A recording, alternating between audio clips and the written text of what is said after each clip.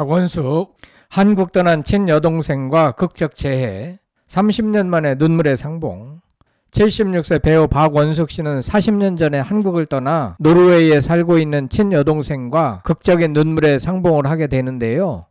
그러고 보면 박원숙 씨도 파란만장한 삶을 살며 많은 화제거리를 양산하는 인물인 것 같아요. 최근 박원숙 씨와 박소담 씨는 육촌 친척으로 할머니와 손녀 관계임이 밝혀져 세간의 관심을 끌었는데, 이번엔 박원숙 씨가 30년 만에 친여동생과 재회한다고 하죠. 16일 방송되는 KBS ETV 박원숙의 같이 삽시다에서는 박원숙, 혜은이, 홍진이, 윤다훈 등 4남매가 스위스로 떠나고 그곳에서 현지 문화를 탐방하고 현지인들을 만나는 모습이 그려질 예정입니다. 13시간 비행 끝에 마침내 스위스에 도착한 4사람은 숙소로 찾아가는 여정 속에서 기차와 버스를 이용한 뚜벅이 여행에 도전하고 현지인에게 대화를 건네는 등 적극적인 모습을 보이죠. 또한 무거운 캐리어를 끌고 빗길을 걸으면서도 들꽃 하나에 감동하는 평균 나이 67세의 감성 여행이 펼쳐질 예정입니다. 특히 홍진이는 눈에 띄는 외모로 현지인들의 뜨거운 관심을 받으며 꿈에 그리던 인기 짱의 소원을 이루고, 박원숙과 혜은이는 스위스의 아픈 역사를 담은 조각상인 빈사의 사자상을 감상하던 도중 가장 힘들었던 과거를 떠올리며 풍파 속에 지쳐 쓰러졌던 본인의 모습과 마주합니다.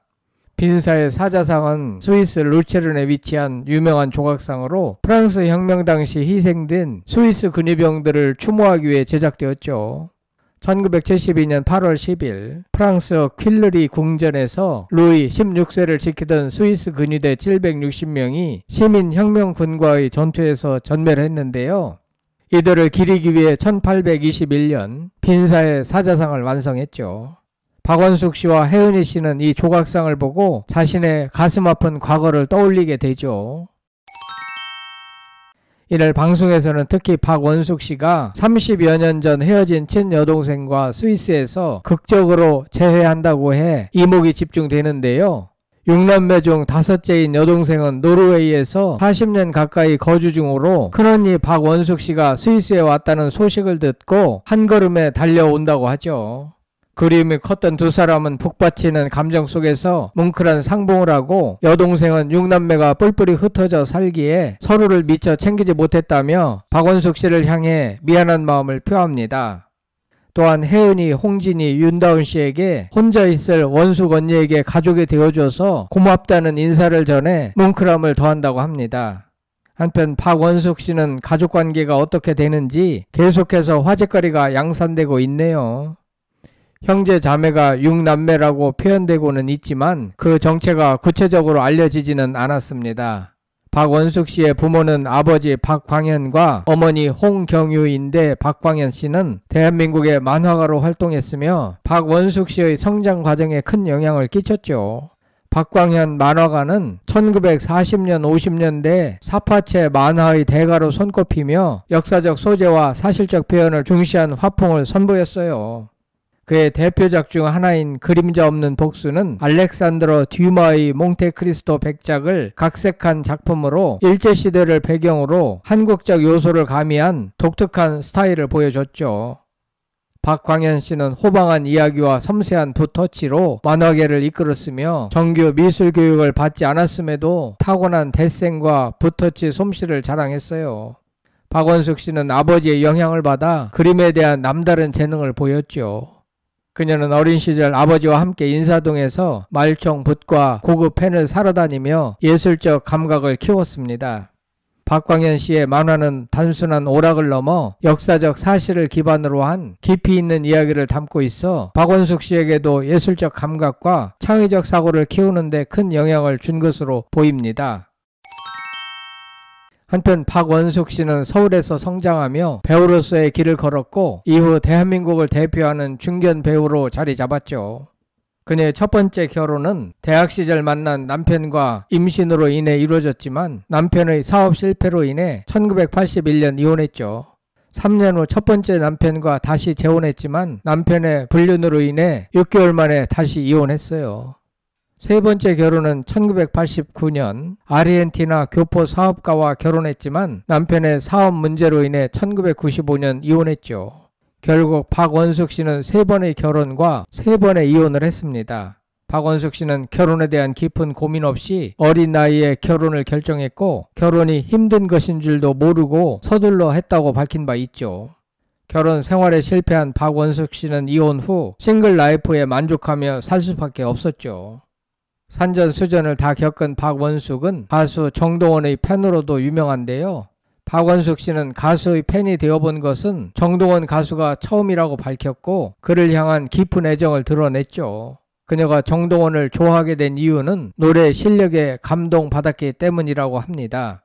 박원숙 씨는 정동원이 부르는 노래를 50번씩 반복해서 볼 정도로 그의 음악에 빠져들었죠. 특히 어린 나이에 깊은 감성을 담아 노래하는 모습이 인상적이었다고 합니다. 박원숙 씨는 정동원을 손자처럼 아끼고 싶다고 말하며 그의 순수한 모습과 따뜻한 성격에 끌렸다고 밝혔죠. 또한 드라마 출연을 함께하며 더욱 친밀해졌습니다. 두 사람은 드라마에서 함께 출연하며 더욱 가까워졌고 박원숙 씨는 정동원이 긴장할 때 편안하게 대해주었다고 합니다. 박원숙 씨는 정동원이 사기당하지 않고 돈 걱정 없이 살았으면 좋겠다는 현실적인 조언을 하며 그를 진심으로 응원하고 있죠. 특히 KBS의 예능 프로그램 박원숙의 같이 삽시다에 출연하며 중년 여성들의 삶과 고민을 나누고 서로 위로하는 시간을 갖고 있죠. 박원숙 씨는 남편과 살 땐 어지러웠는데 이제는 혼자 사는 게 맞는 것 같다며 현재의 삶에 만족감을 드러냈어요. 그녀는 과거의 아픔을 딛고 자신만의 행복을 찾으며 긍정적인 삶을 살아가고 있는 모습이 인상적이죠.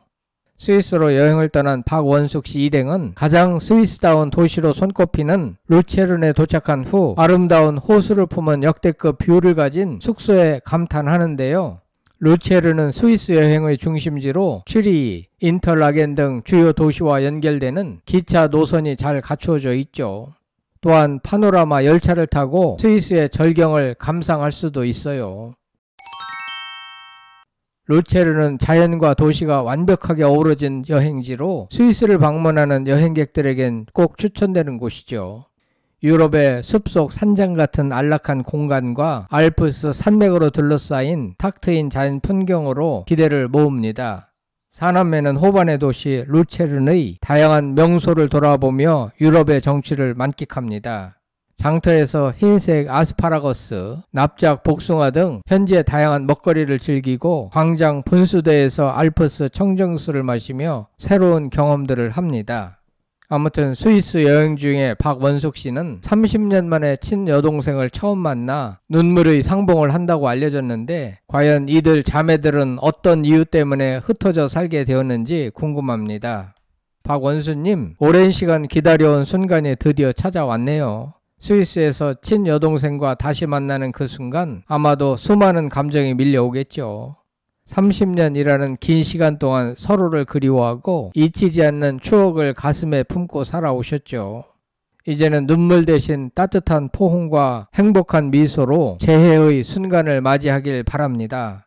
그동안 인생의 굴곡을 지나오셨고 수많은 아픔을 견디셨지만 오늘은 가족의 사랑이 다시 한번 마음을 감싸주는 날입니다. 긴 이별을 넘어 다시 손을 맞잡고 함께 나누는 대화 속에서 잃어버렸던 시간들이 아름답게 채워지길 진심으로 기원합니다. 앞으로도 건강하고 행복한 나날이 가득하길 응원합니다. 끝까지 시청해 주셔서 대단히 감사합니다. 구독, 좋아요, 댓글은 사랑입니다. 성창힐 TV였습니다.